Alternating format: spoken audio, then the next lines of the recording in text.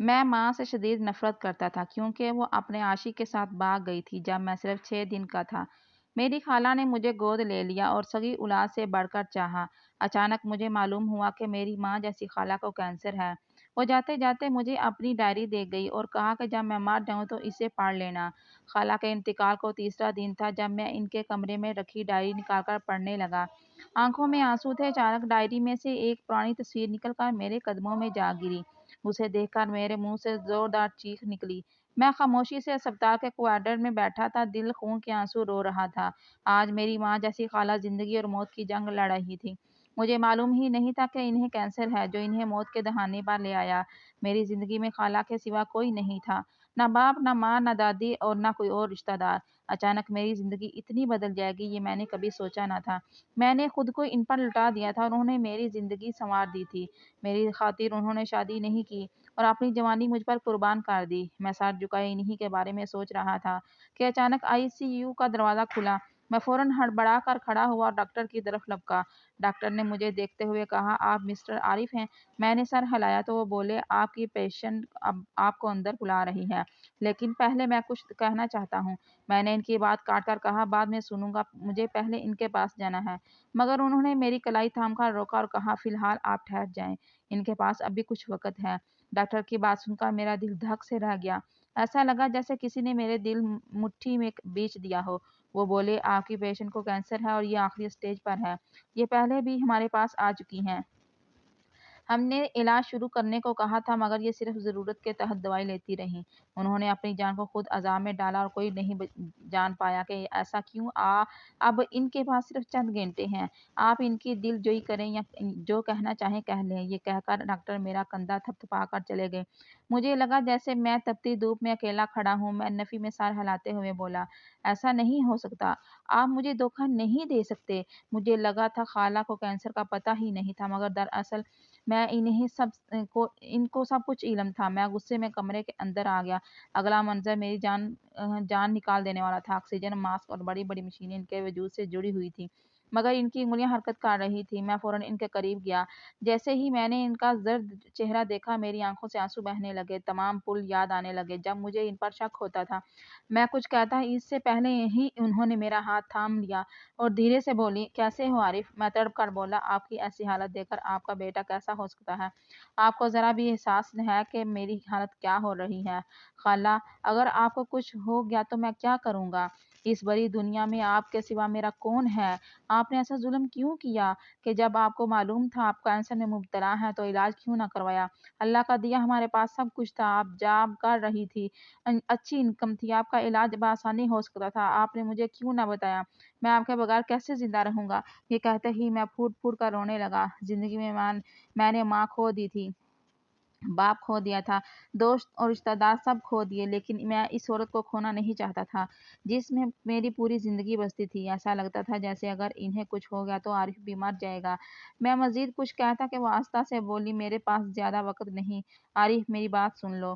میں ان کے قریب زمین پر بیٹھ گیا اور ان کا چہرہ تھام کر کہا، مجھے تنہا چھوڑ کر نہ جائیں، میں آپ کے بغیر نہیں رہ سکتا، یہ گھر مجھے ختم کر دے گا، پلیز خالہ ایسا نہ کہیں۔ وہ نرمی سے بولی، ہر انسان نے ایک دن جانا ہے، میرا وقت آ چکا ہے، لیکن تم زندگی گزارو گے اور صرف گزارو گے نہیں بلکہ جیو گے۔ مجھ سے وعدہ کرو کہ تم خود کو ختم نہیں کرو گے بلکہ میرے بغیر بھی اپنے آپ کو سنوارو گے، شادی کرو گے، اپنی اولاد پیدا کر کے خوشحال زندگی گزارو گے۔ لیکن پہلے مجھے معاف کر دو۔ ان کی بات میں سن کر حیران ہو گیا۔ معافی تو مجھے مانگنی چاہیے کہ میں آپ سے غافل رہا۔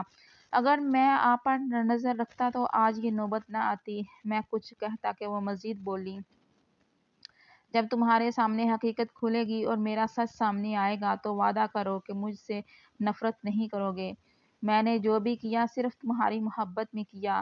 تم میری زندگی میں بہار بن کر آئے تھے، تم میرا سب کچھ ہو، تم میرا سب کچھ ہو۔ یہ کہہ کر ان کی آنکھوں سے آنسو بہنے لگے۔ میں نے ان کے ماتھے پر بوسہ دیتے ہوئے کہا، آپ سے نفرت کا سوال ہی پیدا نہیں ہو سکتا۔ بھلا میں آپ سے نفرت کیسے کر سکتا ہوں؟ آپ نے تو میرے لیے زندگی اپنی قربان کر دی۔ اگر آپ مجھے قتل بھی کر دیتی تب بھی میں آپ سے نفرت نہ کرتا۔ مجھے معلوم ہے آپ نے میرے لیے کیا کچھ نہیں کیا، کیا کچھ کرتی رہیں۔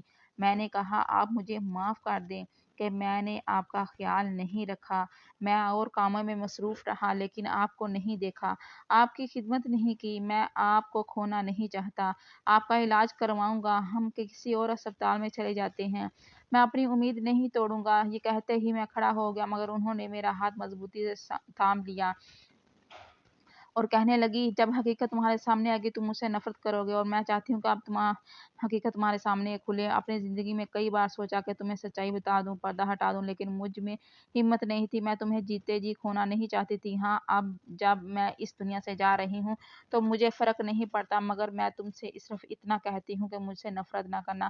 میں نے جو کچھ بھی کیا صرف تمہارے لیے کیا۔ یہ کہہ کر خالہ سائرہ نے ایک گہری سانس لی اور چند لمحے خاموش رہنے کے بعد بولی، میری الماری کے آخری خانے کے نیچے ایک تجوری ہے، اس تجوری کو کھولنا، اس میں ایک گلابی رنگ کی ڈائری ہے، مجھے دفنانے کے بعد وہ ڈائری پڑھنا اور مجھ پر بھروسہ رکھنا۔ میں نے جو بھی کیا سب تمہارے لیے کیا۔ یہ کہتے ہی ان کی سانسیں ٹوٹنا شروع ہو گئیں۔ وہ بلند آواز میں کلمہ پڑھنے لگی۔ مشینوں کی آوازیں تیز ہو گئیں، میری سانس رکنے لگی، میں بے اختیار باہر کی طرف بھاگا۔ میں اپنی خالہ کو مرتا ہوا نہیں دیکھ سکتا تھا۔ دروازے پر کھڑے ہو کر بار بار ڈاکٹر ڈاکٹر چلایا، ڈاکٹر ڈاکٹر چلاتے۔ چند لمحے بعد ڈاکٹر دوڑتے ہوئے کمرے میں داخل ہوئے، مگر خالہ سائرہ کی سانس رک چکی تھی، ان کے ہونٹ نیلے پڑ گئے تھے اور زبان تالو سے چپک گئی تھی۔ چند لمحوں بعد ڈاکٹر میرے قریب آئے اور میرے کندھے پر ہاتھ رکھتے ہوئے بولے، ہمیں معاف کیجیے گا، یہ اب اس دنیا میں نہیں رہی۔ یہ الفاظ نہیں بلکہ خنجر تھے جو میرے سینے میں پیوست ہو گئے۔ میں چلاتے ہوئے زمین پر بیٹھ گیا۔ یہ دکھ میں برداشت نہیں کر سکتا۔ میری حالت ایک ایسے انسان کی مانند ہو گئی تھی جو بڑی دنیا میں تنہا رہ گیا ہو، جس کے پاس نہ رشتے دار ہوں، نہ حوصلہ ہو، نہ صبر ہو۔ میں بے بس اسپتال کے ICU میں چیخ چلاتا رہا، نہیں خالہ، آپ مجھے چھوڑ کر نہیں جا سکتی، میں آپ کے بغیر زندہ نہیں رہ سکتا، خدا کے لیے واپس آ جائیں، میں مر جاؤں گا، آپ کا بھتیجا آپ کے بغیر نہیں رہ پائے گا۔ یہ کہہ کر میں نے اپنا چہرہ دونوں ہاتھوں سے ڈھانپ لیا۔ اچانک زندگی اتنی تنگ ہو گئی کہ میں نے کبھی سوچا بھی نہ تھا۔ آج صبح جب میرے گھر سے نکل رہا تھا تو معمول کے مطابق ان کے سامنے بیٹھا ان سے دعائیں لے رہا تھا اور مجھے لمبی عمر کی دعائیں دے رہی تھی۔ مجھے کیا معلوم تھا کہ وہ مجھے دعائیں دے کر مجھے تنہا چھوڑ کر چلی جائیں گی۔ ڈاکٹر مسلسل مجھے حوصلہ رکھنے کی ہدایت کر رہے تھے اور کہہ رہے تھے کہ کسی کو بلاؤ، مگر میں ایسا ہو گیا تھا جیسے اندھا اور بہرا ہو چکا ہوں، سب کچھ دیکھ رہا تھا مگر ایسا منظر دیکھنا نہیں چاہتا تھا۔ ان کے چہرے پر سفید کپڑا ڈال دیا گیا اور ان کی میت کو سرد خانے میں منتقل کرنے کی تیاری ہونے لگی۔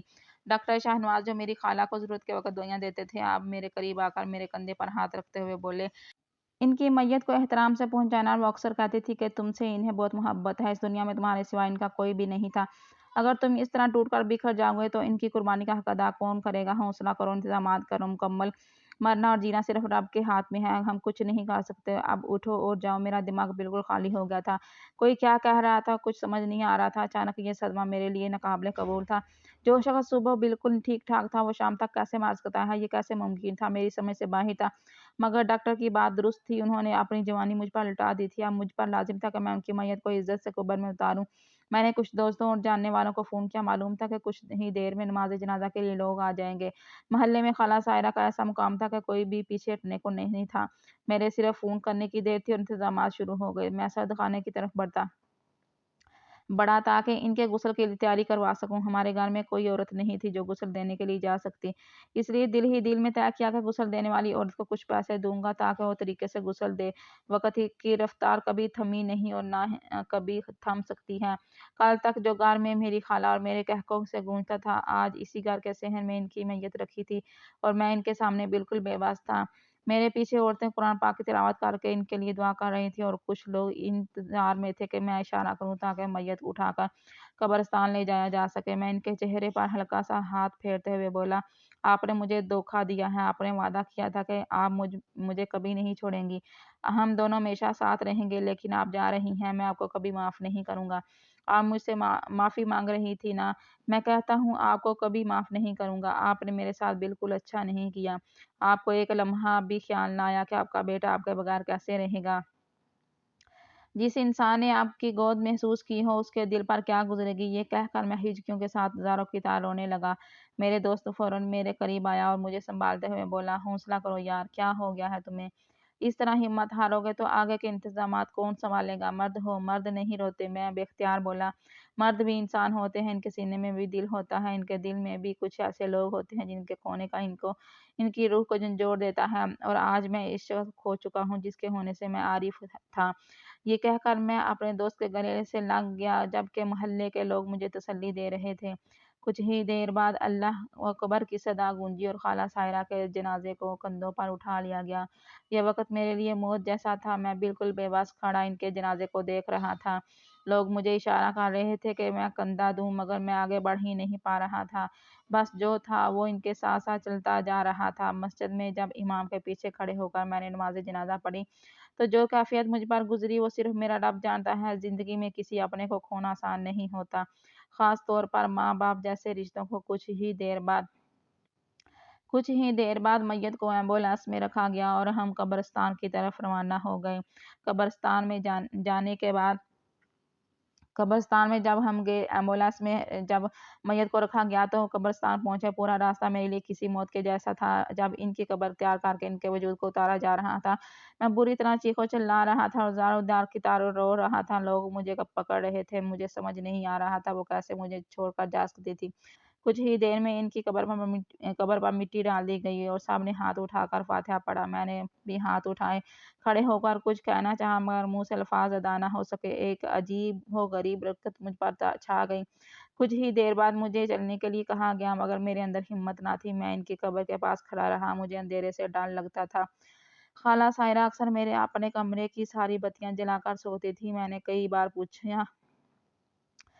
कई बार वजह पूछी तो वो कहती कि ना जाने क्यों ऐसा महसूस होता है जैसे कोई अंधेरे में मुझे ख़त्म कर देगा। मुझे अंधेरे से खौफ आता है, अगर मैं चिल्लाऊं तो तुम आ जाना। और अक्सर ऐसा होता था कि अगर लाइट चली जाती तो वो चीखना शुरू कर देती और मैं फ़ौरन लाइट जला लेता।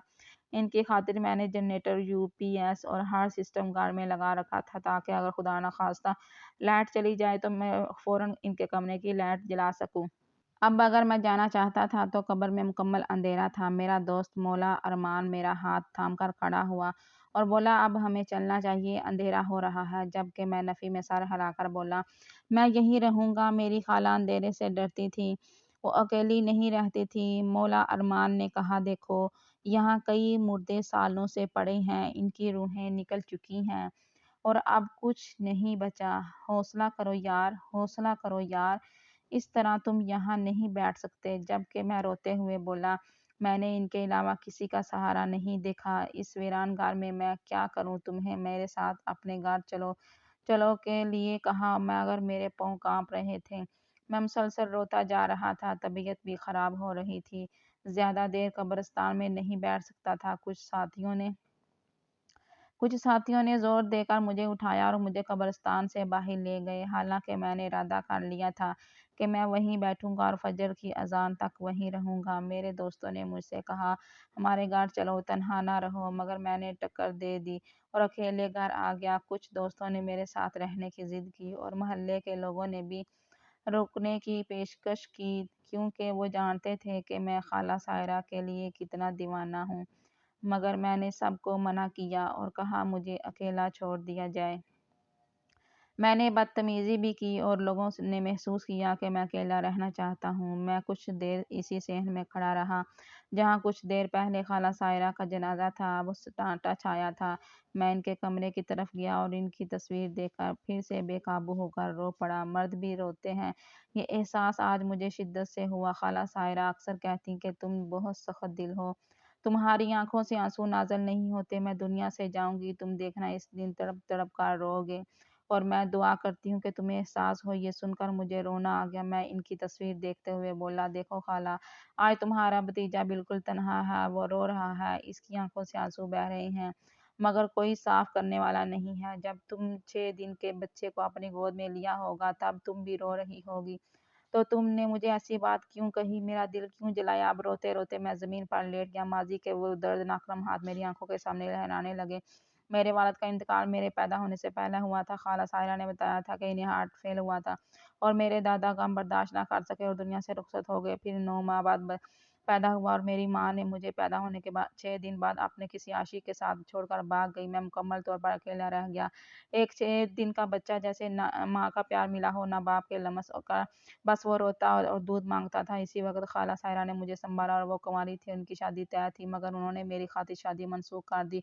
لوگوں نے کہا یہ بچہ لاوارث ہے، چھوڑ دو، مگر انہوں نے ایسا نہ کیا، بلکہ مجھے اپنی سگی اولاد کی طرح پالا پوسا، بڑا کیا۔ میری خاطر انہوں نے شادی نہیں کی، اپنی جوانی مجھے دے دی۔ انہوں نے سخت محنت کی اور جب میں قابل ہوا کہ انہیں ایک آسائش والی زندگی دے سکوں تو وہ مجھے چھوڑ کر چلی گئیں۔ آج میرا وجود زہر سا محسوس ہو رہا تھا، دل چاہ رہا تھا کہ خود کو ختم کر دوں۔ کچھ دنوں بعد خالہ سائرہ کی طبیعت بدلتی جا رہی تھی، وہ کچھ نہ کھانا پینا چھوڑ چکی تھی اور مجھ سے بات بھی نہ کرتی تھی، بس اتنا کہتی نفرت نہ کرنا، جو کچھ بھی کیا تمہارے لیے کیا تھا۔ اور آخری وقت میں یہی کہا کہ میں نے جو کچھ کیا تمہارے لیے کیا تھا، مگر وہ کون سی بات تھی جو انہیں بے چین کر رہی تھی، جس پر وہ مجھ سے کہتی نفرت نہ کرنا؟ کون سا بد نصیب بھتیجا ہوگا جو اپنی پیاری خالہ سے نفرت کرتا؟ پوری رات میں نے روتے جاگتے گزاری۔ آج کی رات میرے لیے بہت دشوار گزری۔ فجر کی اذان پر میری آنکھ کھلی۔ میں بمشکل آدھے گھنٹے کی نیند کے بعد بنا کچھ کھائے پیے قبرستان پہنچ گیا اور ان کے سرہانے بیٹھ کر ہزاروں کی طرح رونا شروع کر دیا۔ میں نے انہیں بتایا کہ میں نے رات کس اذیت میں گزاری۔ ان کے بغیر غار سنسان ہے، یہاں تک کہ قبرستان بھی اب آباد محسوس ہوتا ہے۔ کافی دیر تک ان کے پاس بیٹھا رہا، پھر غور کن آیا اور مجھے باہر جانے کو کہا۔ میں چاہتا تھا کہ ان کے پاس بیٹھ کر ان کا درد کچھ ہلکا کروں، ان سے پوچھنا چاہتا تھا کہ ان کی رات کیسی گزری، وہ تو اپنے امتحان میں پاس ہو گئی، مگر کوئی مجھے پاس بیٹھنے نہیں دے رہا تھا۔ گھر واپس آیا تو مہمان آئے تھے، سب نے پرسا کے حال کیا، مجھے ضیافت کیا، مجھے کھانا کھلایا، مگر حلق سے نوالہ نہیں اتر رہا تھا، اندر کا خلا مجھے کھا رہا تھا۔ وقت کی رفتار کبھی نہ رکی اور نہ رک سکے گی۔ آج ان کا سوئم بھی ہوا، 3 دن پورے گزر گئے۔ یہ 3 دن میرے لیے قیامت سے کم نہیں تھی۔ میں نے خود کو سنبھالا، کیونکہ اگر میں خود کو نہ سنبھالتا تو میں مر جاتا، اور میں حرام کی موت نہیں مرنا چاہتا تھا۔ سوئم کے بعد لوگ چلے گئے، میرے گھر کے کمرے میں بیٹھا رہا۔ اچانک میں خالہ کا آخری الفاظ مجھے یاد آئے کہ میری الماری کے آخری خانے کے نیچے ایک تجوری ہے، اس میں ایک گلابی رنگ کی ڈائری ہے، اسے لازمی پڑھنا، مجھ سے نفرت مت کرنا۔ میں نے جو بھی کیا تمہارے لیے کیا، یہ سوچ کر میں نے فوراً الماری کو کھولا، فوراً اپنی جگہ سے کھڑا ہوا۔ تب ان کی یادیں ہی تھیں جنہیں میں سمیٹ لینا چاہتا تھا۔ میں نے ان کی الماری کھولی تو سامنے ان کے کپڑے رکھے ہوئے تھے، ان کا دوپٹہ، ان کی قمیض، ان کی جیولری اور ان کے پیسے میری آنکھوں کے سامنے۔ ایک بار پھر آنسو ٹپک رہے تھے۔ کوئی انسان آپ کی زندگی میں اتنا عزیز بھی ہو جاتا ہے، میں نے کبھی سوچا نہیں تھا۔ مجھے اب سانس بھی مشکل ہو رہی تھی۔ میں نے کانپتے ہاتھوں سے تجوری کھولی تو سامنے ہی گلابی رنگ کی ڈائری رکھی ہوئی تھی۔ میں نے کانپتے ہاتھوں سے ڈائری کو اٹھائی اور چپ چاپ جا کر ان کے کمرے کے صوفے پر بیٹھ گیا۔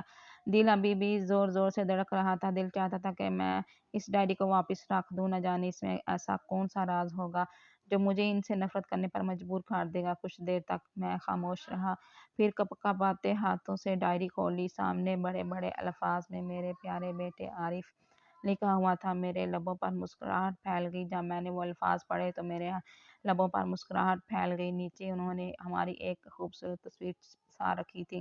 میں نے عقیدت سے ان کی تصویر کو چوم لیا اور پہلا صفحہ کھولا، جس پر تحریر کچھ یوں تھی: میرے پیارے بیٹے عارف، میں جانتی ہوں جب تم یہ ڈائری پڑھو گے میں اس دنیا میں زندہ نہیں ہوں گی، یا پھر تمہاری زندگی سے بہت دور ہوں گی۔ میں جانتی ہوں تمہیں جو سچ معلوم ہوگا اس کے بعد تم مجھ سے نفرت کرنے لگو گے، مگر میں تم سے منت کرتی ہوں کہ مجھ سے نفرت مت کرنا۔ میں تم سے محبت کرتی ہوں، بہت زیادہ محبت۔ تمہاری محبت میں نے اپنی زندگی برباد کر دی، میں نے پورا خاندان تباہ برباد کیا، مگر میں کیا کرتی؟ مجھے تم سے ایک الگ حسد سی ہو گئی تھی۔ تمہارا پیدا ہونا میرے لیے بہت خوشی کی بات تھی۔ ایسا لگا جیسے ہمارے گھر میں چاند اتر آیا۔ میری آنکھوں میں نمی آ گئی۔ تمہارے باپ کو ہارٹ فیل ہوا تھا، وہ اس دنیا میں نہیں رہے، اور یہ ہارٹ فیل تمہاری ماں کی وجہ سے ہوا تھا۔ میں اس عورت کو کبھی بخشوں گی نہیں۔ میں نے اسے لاکھ سمجھایا کہ میرے بھائی کو تکلیف نہ دو، مگر وہ عورت کچھ پیسوں کے لیے انہیں ذہنی اذیت دیتی تھی۔ اکثر تنہائی میں وہ میرے سامنے بیٹھ کر روتے کہ وہ کمانا چاہتے تھے، مگر ان کا ایک ہاتھ کام نہ کرتا تھا۔ یہ بیماری ان کو بچپن سے تھی، مگر تمہاری ماں ان کی تکلیف کو سمجھنے کی بجائے طعنہ دیتی کہ تم صرف میرے لیے بوجھ ہو۔ میں نے کئی بار تمہاری ماں سے التجا کی کہ ایسا نہ کرو، تم اپنا شوہر کھو بیٹھو گی، مگر وہ عورت صرف اپنے بارے میں سوچتی تھی، اور جب وہ حاملہ ہوئی تو وہ دیوانی سی ہو گئی۔ اس کے منہ میں جو آتا تھا وہ تمہارے باپ کو کہہ دیتی تھی۔ اس کا خیال تک نہ ہوتا تھا کہ وہ شخص ان باتوں سے کتنی اذیت محسوس کرتا ہے۔ جب وہ 5 ماہ کی حاملہ ہوئی تو تمہارے باپ اور اس کے درمیان بہت سخت جھگڑا ہوا۔ تمہارا باپ کہہ رہا تھا کہ ڈلیوری سرکاری ہسپتال میں کروائیں گے، کیونکہ ان کے وسعت اس کا قابل نہیں ہے، مگر تمہاری ماں نے صاف کہہ دیا اگر تم پرائیویٹ ہسپتال نہیں لے جاؤ گے تو میں اپنا بچہ لے کر تمہیں چھوڑ کر چلی جاؤں گی، مجھے بھیک مانگ کر بھی گزر بسر کرنا پڑے مگر میں تمہارے ساتھ نہیں رہوں گی۔ اس دن میں نے اپنے بھائی کے ہاتھ میں اپنا سونا دیا اور ان سے کہا پریشان نہ ہو، میں سب سنبھال لوں گی۔ میری شادی میں صرف چند دن باقی تھے مگر میں نے اپنے بھائی کا ساتھ نہیں چھوڑا۔ جب یہ بات تمہاری ماں کو پتہ چلی تو وہ چھلک کر غصے میں سامان باندھنے کا جانے لگی۔ اسی دوران تمہارے باپ کو ہارٹ اٹیک آیا اور وہ ہمیں چھوڑ کر چلے گئے۔ وہ وقت میرے لیے بہت مشکل تھا کیونکہ میں نے اپنا باپ کھو دیا تھا۔ میں نے اپنے بھائی کو اپنے باپ سا سمجھا ہوا تھا مگر جب وہ بھی ہمارے درمیان سے چلے گئے تو میرا دل و دماغ کام کرنا بند کر دیا۔ میں کہاں ہوں اور کیا کر رہی ہوں، میں سب کچھ بھول گئی۔ ایک ہفتے بعد تمہاری دادی یعنی میری ماں بھی اس دنیا سے رخصت ہو گئی۔ وہ بیٹے کا غم برداشت نہ کر سکی۔ ہمارے گھر میں قیامت سی مچ گئی اور یہ قیامت صرف تمہاری وجہ سے شروع ہوئی تھی مگر اب مجھے احساس ہے کہ وہ میری غلطی تھی، مجھے ایسا نہیں سوچنا چاہیے تھا کیونکہ مارنے اور بچانے کی ذات صرف اللہ تعالیٰ کی ہے۔ میں یا تم یا کوئی بھی اور شخص کسی کو مار نہیں سکتا۔ ہاں میں ذہنی اذیت دے سکتی تھی جو تمہاری ماں مسلسل تمہارے باپ کو دیتی رہی، وہ میری طاقت میں نہ تھا کہ تمہاری ماں کو ختم کر دوں یا دور بھیج دوں۔ میں بے بس تھی، اس کے باوجود میں نے تمہاری ماں کا خیال رکھنا شروع کر دیا۔ وہ بیوہ تھی اور میں نے اسے اپنا دکھ سمجھ کر سنبھالا۔ وہ مجھے اپنی سب سے اچھی سہیلی سمجھنے لگی۔ مجھے معاف کر دو عارف، میں نے بہت برا کیا۔ میں اگلا حصہ پڑھ رہی تھی کہ اچانک موبائل فون بج اٹھا۔ میں نے فون اٹھایا تو ایک نامعلوم نمبر پہ کال تھی۔ میں نے نظر انداز کر دی اور دوبارہ تحریر کی طرف متوجہ ہو گئی۔ ناوے ماہ میں وہ تمہاری ماں کے ساتھ یہ گھر چھوڑ کر کرائے کے گھر میں چلی گئی تاکہ اس کا بندوبست کر سکوں۔ یہاں رہتے ہوئے میں اس کے ساتھ کچھ نہیں کر رہی تھی۔ اگر یہ رہ کر کوئی قدم اٹھاتی تو مجھ پر بہت بڑی مصیبت آ سکتی تھی۔ جیسے جیسے ڈائری پڑھتے جا رہی تھی میرے اندر کے پردے پھٹنے لگے تھے۔ خالہ سائرہ نے کبھی بھی مجھے پوری حقیقت نہیں بتائی تھی۔ وہ صرف اتنا کہتی تھی کہ تمہارے بابا تمہارے پیدا ہونے سے پہلے اس دنیا سے چلے گئے تھے، تمہاری دادی اس کام کو بھول چکی ہیں اور تمہاری ماں 6 دن کے بعد تمہیں چھوڑ کر اپنے عاشق کے ساتھ بھاگ گئی تھی۔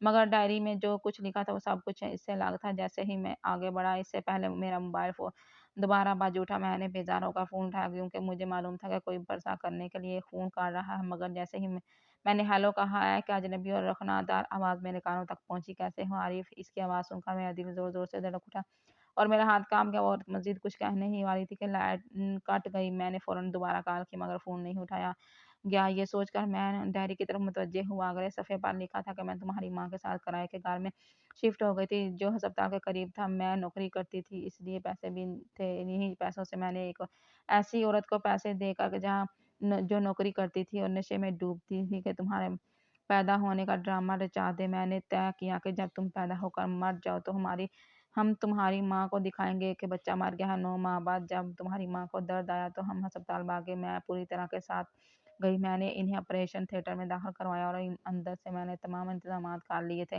کہ تم پیدا ہوتے ہی نرس کے حوالے کر دوں اور اس نرس کو وہاں سے بھیج دوں۔ میں نے 2 نرسوں کو ساتھ رکھا جنہوں نے تمہاری ماں کو بتایا کہ بچہ پیدا ہو کر مر گیا ہے اور ایک مردہ بچہ انہیں دکھایا گیا۔ یہ سب کچھ اس لیے کیا تھا کہ وہ ہماری عورت ہماری زندگی سے دور ہو جائے اور واقعی ایسا ہی ہوا۔ 6 دن بعد تم اس نرس کے گھر رہے اور پھر میں نے تمہاری ماں سے صاف کہہ دیا وہ مجھے چھوڑ کر جا سکتی ہے۔ میں جانتی ہوں کہ میں نے تمہارے ساتھ بہت برا سلوک کیا، میں نے تمہاری ماں کے بغیر رکھا، وہ سب میری انتہا پسندانہ غلطی تھی۔ اب عمر کے اس حصے میں مجھے شدت سے احساس ہو رہا ہے کہ اولاد ایک ماں کے لیے کتنی ضروری ہوتی ہے۔ تمہاری ماں صدمے کی وجہ سے پاگل ہو گئی ہے اور اب کسی ادارے میں بند ہے۔ میں تم سے بہت شرمندہ ہوں، مجھے معاف کر دو اور اگر ہو سکے تو اپنی ماں کو تلاش کر لینا۔ تمہاری پھوپھو، تمہاری وجہ سے مجھ سے نفرت مت کرنا، میں تم سے بہت محبت کرتی ہوں۔ یہ تحریر میرے لیے جان لیوا تھی۔ میں بے اختیار کھڑا ہو گیا اور سر نفی میں ہلانے لگا۔ نہیں، یہ سب جھوٹ ہے، ایسا نہیں ہو سکتا، وہ ایسا نہیں کر سکتی، مجھے دھوکہ نہیں دے سکتی۔ مگر منہ سے یہ الفاظ نکلتے ہی میں ایک بار پھر شدت سے رونے لگا۔ اچانک میرے پاؤں کے قریب ایک تصویر گری۔ میں نے وہ اٹھائی تو لمحہ حیرانی کا تھا۔ یہ تصویر میری کلاس ٹیچر محترمہ فرزانہ کی تھی۔ یہ تصویر یہاں کیسے آئی؟ جیسے ہی میں نے پلٹا تو سانسیں تھم گئیں۔ تصویر میں میری ماں رضوانہ اور میرے باپ دونوں ساتھ ساتھ تھے۔ ان کے نام اور تاریخیں پیچھے لکھی ہوئی تھی، شادی کی سالگرہ اور باپ کے انتقال کی تاریخیں۔ میں چند لمحوں کے لیے بے ہوش سا رہ گیا۔ میں نے پلٹ کر دیکھا، 15 دن میں وہی ملا تھا۔ نہ وہ مجھے پہچان پائی اور نہ ہی میں انہیں پہچان پایا۔ یہ کیسے ممکن تھا؟ مجھے اپنی ماں سے ملنا تھا، وہ پاگل خانے میں تھی۔ इस खबर ने मेरी जान निकाल दी। मुझे प्रिंसिपल का घर मालूम था। मैं बिना सोचे समझे प्रिंसिपल के घर निकल पड़ा। अगरचे रात के 9 बज रहे थे, एक मुख्तसर फासले तय करके मैं वहाँ पहुँच गया। मुझे समझ नहीं आ रहा था कि अब क्या करूँ मगर माँ से मिलने की चाहत ने मुझे दीवाना बना दिया। मेरे पास और कोई रिश्ता नहीं था। मुझे सिर्फ मेरी माँ चाहिए। मैं खाला सायरा से नफ़रत नहीं कर रहा था। मैं इनसे नफ़रत कैसे कर सकता था? उन्होंने मेरे लिए जो किया वो मर कर भी नहीं भूल सकता।